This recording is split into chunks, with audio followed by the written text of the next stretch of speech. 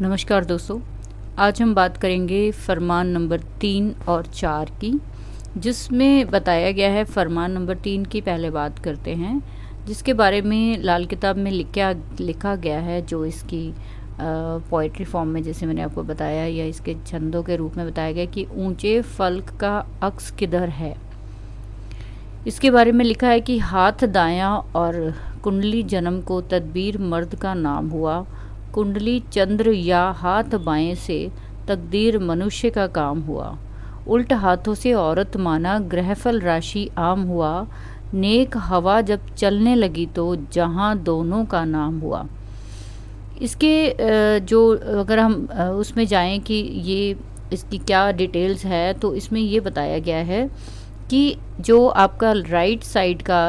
पूरी बॉडी का पार्ट है, या फिर आप पहले हाथ की बात करें तो राइट हैंड जो है शुरू से हम लोग जानते हैं कि मर्द के लिए गिना जाता है, यानी मेल्स के लिए गिना जाता है। इसमें बताया गया कि और लेफ़्ट हैंड आपका जो है वो फीमेल्स के लिए गिना गया। और बताया गया कि कुंडली और जो हमारे उंगलियों में, जैसे आपको मैंने बताया कि हाथों में जो है, जैसा कि आप वीडियो में देख पा रहे हैं कि इन दोनों से मिलकर ही जो है इस पूरे जो है आपकी ज़िंदगी का नतीजा निकल के आता है, जो पूरे ब्रह्मांड का एक नक्शा है जो आपकी कुंडली और हाथों से मिलकर बनता है। जिसमें बताया गया है कि आपका जो राइट साइड है वो कुंडली के 1 से 6 के खानों को इंडिकेट करता है,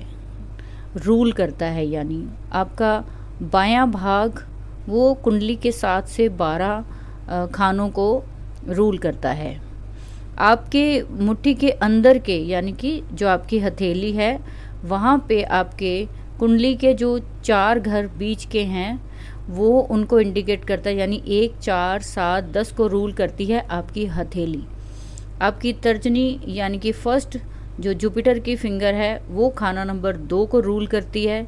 उसके बाद आपकी जो रिंग फिंगर अनामिका जिसको कहते हैं वो खाना नंबर 5 सूर्य के लिए माना जाता है उसका।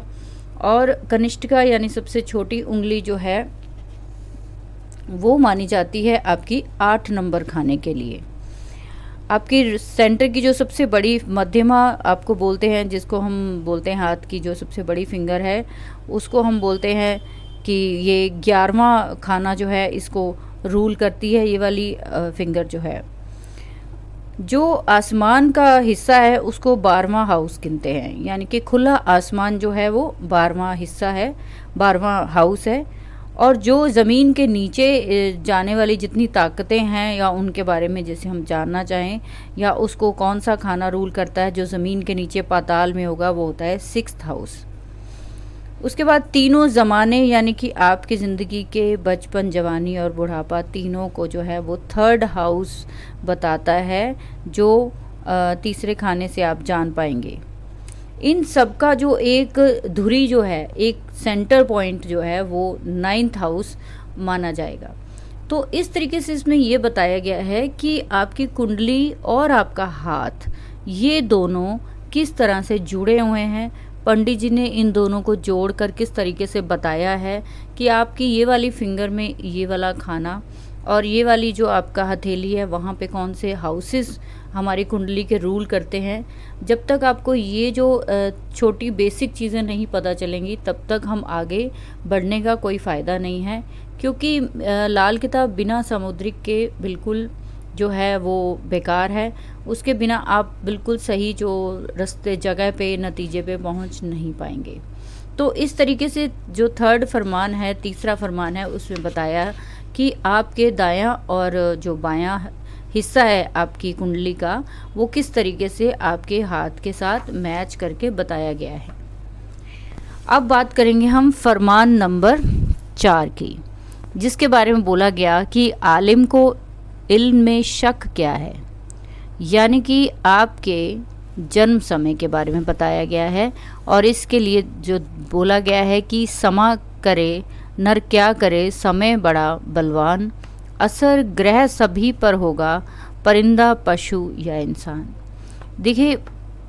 बहुत अच्छी लाइंस जो है वो बताई हैं पंडित जी ने, यहाँ पर लिखा है इसके बारे में कि एक दैवीय शक्ति से बच्चा जो है वो माँ के पेट में आता है। कुछ भी हमें जो उस टाइम एहसास नहीं होता है, ना ही आपको इस चीज़ का कभी सारी ज़िंदगी पता चलता है कि किस समय पर उस बच्चे ने हमारे जो अंदर है, माँ के अंदर जो है वो जन्म लिया है, किस घड़ी वो इस बंद हवा में जो ये है पहुँचा है। तो माँ का पेट क्या है, एक तरह का बंद घड़ा ही तो है, उसमें जब वो पहुँचता है तो वो किस टाइम आया कुछ भी ऐसा नहीं पता है। अब जो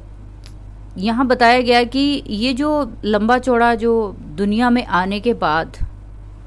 जो उसका जहान शुरू होता है, उसकी हवा जो है जिसको बृहस्पति की बोलते हैं, उसकी सांस गिनी गई। उसके बाद जैसे ही वो बाहर आके अपनी सांस लेता है, यानी कि अपने श्वास लेना शुरू करता है माँ के पेट के बाहर, तो उसकी जो इस जहान की लेना देना उसका जो है वो शुरू हो जाता है। यानी उसका हिसाब किताब, उसका बही खाता, अच्छा बुरा जो पीछे से लेकर आया है वो इस दुनिया में उसका भुगतान शुरू हो जाता है। अब कहते हैं कि जन्म का समय पता लग जाने से ज़िंदगी के जो है आपके अच्छे या बुरे समय का ज्योतिष के अनुसार जो हम कुंडली बनाते हैं जन्म समय के अनुसार, तो वो जो है वो पता चल जाता है। जब हम जैसे ही वो बच्चा जन्म लेता है तो हम कहते हैं कि ये वाला समय है, तो ये वाली इसकी कुंडली हम उस समय के अकॉर्डिंग सारा कुछ हम बना देते हैं। लेकिन वो यहाँ पे बताया गया कि शक जो है, आलिम को इल्म में शक क्या है, तो वो कहता है कि यहाँ पे शक के हालात कब पैदा होते हैं कि मान लीजिए कि सभी का जन्म अगर एक ही समय पर होने पर हालात की जो दुरुस्ती की बुनियाद क्या होगी, यानी कि उसके जो जन्म का जो हम दुरुस्ती देखी जाए कि ये जन्म का समय इसका सही है या नहीं है, तो इसकी बुनियाद कैसे आप ढूंढेंगे कि ये बर्थ का समय बिल्कुल सही है। तो उन्होंने बोला कि उस समय जब आसपास की जो घटनाएं घट रही होंगी, यानी कि कहीं पे बाढ़, हादसा, कहीं पे कोई घटना, लड़ाई झगड़ा, कोई जहरीली घटनाएं, हज़ारों लाखों का आखिरी समय जैसे होता देखा गया, फिर भी जो है निश्चय ही जाता मालूम होने लगेगा कि इस पर ख्याल आया कि हस्तरेखा और इल्मे जो क्याफा, यानी कि आपकी जो कुंडली है, जब इसकी लकीरें अलग अलग हैं और हालात का नक्शा भी जो है वो क्यों अलग अलग नहीं होगा। यानी कि वहम ये पैदा होता है। यहाँ पे ये बताया गया कि जब तक बच्चा 12 साल की उम्र तक नहीं आता उसकी जो रेखाओं का यकीन ना किया जाए, क्योंकि वो बहुत बदलता रहता है और तब तक उसका जो कोई पक्का जो है कुछ भी माना नहीं जाएगा, उसकी कुंडली का जो विश्वास नहीं किया जाएगा। उसके बाद 18 साल की उम्र में बोला गया कि 18 साल की उम्र तक जो है कोई बहुत बड़ा चेंज उसकी रेखाओं में नहीं आता है, तो भी जो है विश्वास नहीं किया जाएगा। 18 साल तक भी तकरीबन उसकी कुंडली पूरी तरीके से मैच्योर नहीं गिनी जाएगी। दोनों इल्म जो है, चाहे समुद्रिक शास्त्र है चाहे वो ज्योतिष है, इन दोनों में कोई भी शक का शुबा जो है, शक शुबा नहीं होना चाहिए। देखिए, क्योंकि एक तो जन्म समय गलत होने के कारण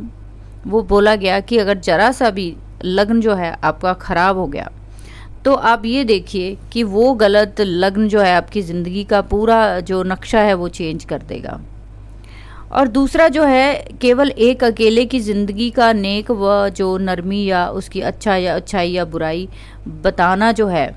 किसी दूसरे साथी या संबंधी का कोई वास्ता, तो ये सब चीज़ों दोनों इल्मों को कहने का मतलब इसमें 4 नंबर फरमान में ये बताया गया कि सामुद्रिक शास्त्र और कुंडली दोनों के मिलान के बाद ही जो है आप असल में सही जन्म का समय पता कर पाएंगे। जब भी आप किसी का बच्चे का जन्म होता है तो मान लीजिए उसके आसपास बहुत भयंकर कोई घटनाएं हो रही हैं, लेकिन उसकी कुंडली में ऐसा कुछ शो नहीं हो रहा है, उसकी कुंडली जो है वो कोई और ही जो प्रेडिक्शंस दे रही हैं, तो आपको बाहर के हालात, जैसे कि फरमान नंबर 2 में भी बताया गया कि जब भी कुंडली देखी जाए तो बाहर के हालात, घर के हालात, उसके मौसम के हालात, रिश्तों के हालात, जानवरों के हालात, हर तरह का हालात देखकर आपको आगे बढ़ना है। तो सामुद्रिक शास्त्र की यहाँ पे हेल्प लेने के लिए बोला गया कि ना तो सामुद्रिक शास्त्र अपने आप में कंप्लीट है, ना ही उसके बिना ज्योतिष। तो ये दोनों अलग अलग शास्त्र हैं, दोनों जो है वो बिल्कुल परफेक्शन के साथ अपनी अपनी बात कहते हैं, तो हम किसी को शक से नहीं देख सकते। अब इन दोनों के शक को बोला गया कि दूर करने के लिए और इनका जो लाभ उठाना है अगर आपको, तो इसकी जो ग्रामर पोर्शन जो फरमान नंबर 5 से शुरू होती है उसमें हम इसका फ़ायदा उठा सकते हैं। उसमें और भी ज़्यादा क्लियर जो चीज़ें सामुद्रिक और ज्योतिष के बारे में जो लाल किताब में बताई वो क्लियर होती चली जाएंगी।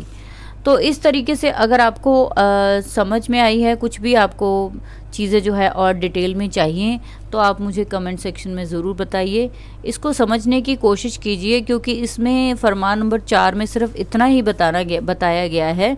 कि आपको जो है बर्थ का समय जो है वो दोनों ही आपको चीज़ों से कंफर्म करना है, चाहे वो सामुद्रिक से हो चाहे वो तो ज्योतिष से हो। उसके बाद ही जो उसकी नरमी या शक्ति उसके हॉरोस्कोप